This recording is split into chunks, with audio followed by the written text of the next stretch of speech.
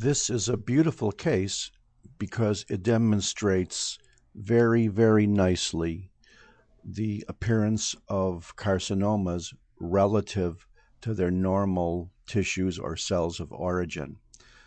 This is a large bowel. It has been opened longitudinally. This generally whitish area here is the thickest, most strongest part of the large bowel. It's the muscular layer. The serosa and fat are out here. All of the stuff here on top, on the north, is a mucosa. Note that we have a uniform rim of mucosa here. We have an abundant amount of soft, yellowish, fatty, vascular submucosa. We have a good amount of uniform wall or the muscular layer. And then we have looser connective tissue and fat. Notice how this mucosa kind of all of a sudden becomes no longer uniform, and it is thick, and it gives rise to this mass which is irregular, and perhaps it may even infiltrate, as you can see here, into the muscular wall as well. Notice that this whole thing here can be very, very easily described as tumor. I think when you get back out here again, you can see more of a uniformity of the wall. It looks like this may be submucosa. This may be a thin rim of uniform mucosa again. So my guess would be that I'm going to exactly delineate the limits of the tumor right now.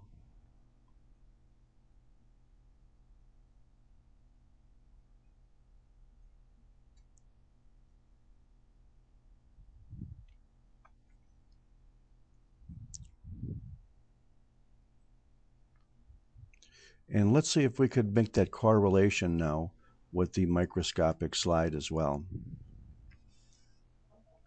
Just as though we went through the normal layers grossly, let's look microscopically. You can see a uniform circular smooth muscle layer here constituting that white line. You could see a looser vascular submucosa here. You could see a uniform mucosa here, and you know that it's colon because you could see that these pits lead into these crypts here. It's not papillary. It's not gastric. There's no submucosal glands. This is classical colon. Notice how the uniformity of the normal colonic mucosal architecture extends up to about here, up to about here, perhaps up to about here.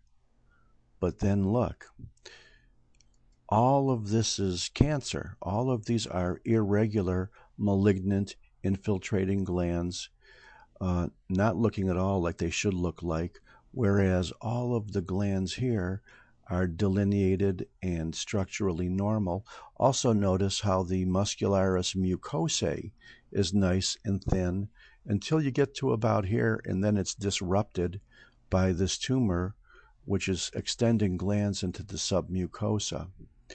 Of course, we didn't see the part where this may have gone into the muscular wall, but this is a beautiful slide to demonstrate the difference between normal colon mucosa having an abundant amount of mucin in the glands. Here's a normal gland. Here's a non-malignant gland. Here's a non-malignant gland. All of this is normal mucosa. And then all of this is cancer. Now, what these 3 or 4 glands are might be up for some debate.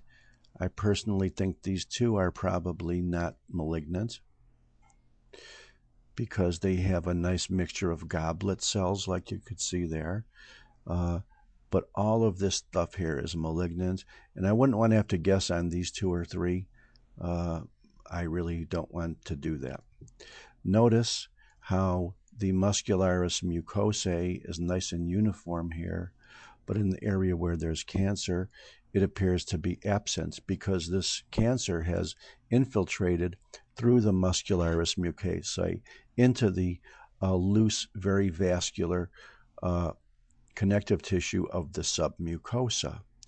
Once it invades beyond that, the prognosis changes greatly from about 100% curable to, maybe we better look at the lymph nodes very nicely. Notice here's some inflammatory reaction. Normally, you can have a few of these nice secondary lymphoid follicles within the submucosa. Anyway, let's look at this glands a little more closely. Notice how they are quite variable. There's a mitotic figure. There's a big, dark, ugly cell.